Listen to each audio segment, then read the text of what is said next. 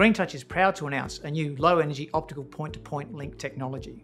This technology will provide significant power savings over coming years. Now, this technology is designed for two key uses. Firstly, in the business sector. Many businesses require high security connections such that no one else sees their data, and this point-to-point technology is ideal for that. Secondly, they typically expect a high quality of service or class of service. This technology also satisfies that requirement. In the residential sector, we expect in the future there will be a high demand for in-home point-to-point links. These will provide high-speed but low-energy consumer connections for services such as high-definition television, cloud services, and perhaps machine-to-machine communications. This technology is based on ASIC technology and therefore will not be highly expensive, and we know that cost is a key issue in the access area.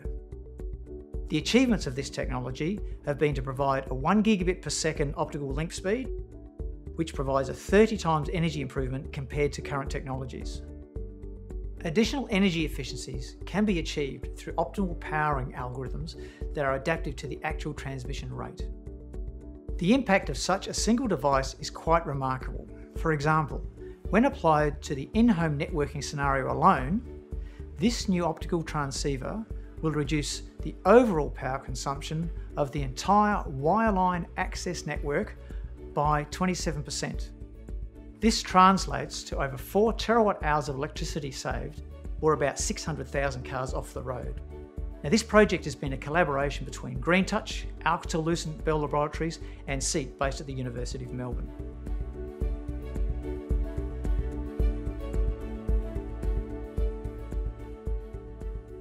In this demonstration, we are going to measure the power consumption of the optical transceiver that we built in the laboratory and compare it to the one that we buy off the shelf from the market. We have been asked if we can reduce the power consumption of the commercially available optical transceiver.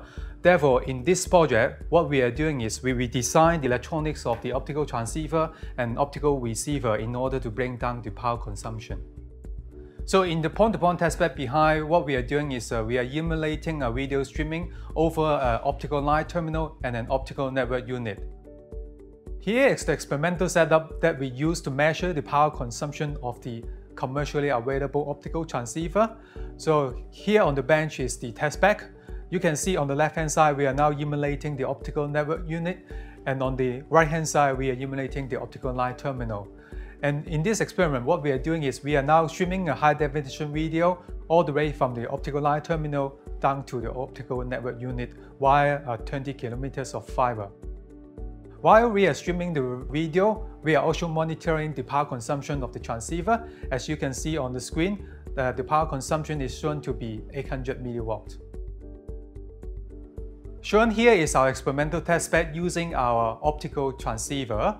What we are doing here is we are now streaming a high-definition video using our optical transceiver. Similar to what we are doing before, we are streaming the video over an optical fiber length of 20 kilometers. While we are streaming the video, at the same time we are monitoring the power consumption, as you can see from the screen there.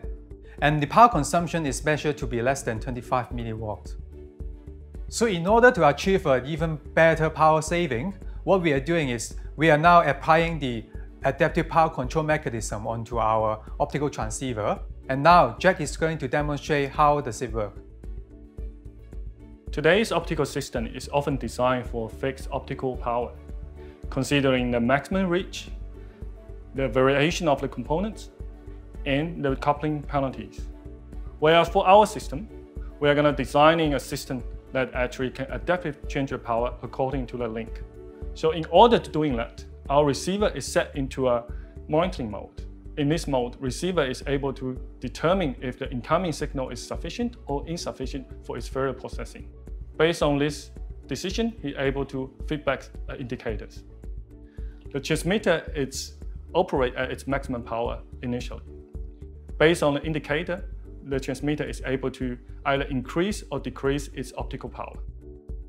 As you can see, if I click the button on Start Adaptive Control, the power is going to be changed. As you can see on these particular examples, the power is reduced from 22 now into 15 millivolts. As you can see, the video is still streaming over our link, means our system is running. In terms of optical transmitter and receiver equipment, this innovation will provide a 30-fold increase in energy efficiency compared to today's state-of-the-art optical transceiver technology. The two applications for this technology are firstly in business, and worldwide, this technology in the business sector can provide a 46% savings in power consumption. This equates to about 1.1 terawatt hours of savings worldwide per year, or about 160,000 cars off the road. The second use in residential is a focus of the Green Touch green meter. Now, the green meter will provide an estimate of the improvement of energy efficiency of networks, and in the residential network where this technology will be applied, we'll see a 40 times improvement in energy efficiency. Now, this is almost an 80% reduction in power consumption of the residential and access networks. This technology will provide significant benefits to businesses, internet service providers and consumers in terms of power savings and also overall network power reduction.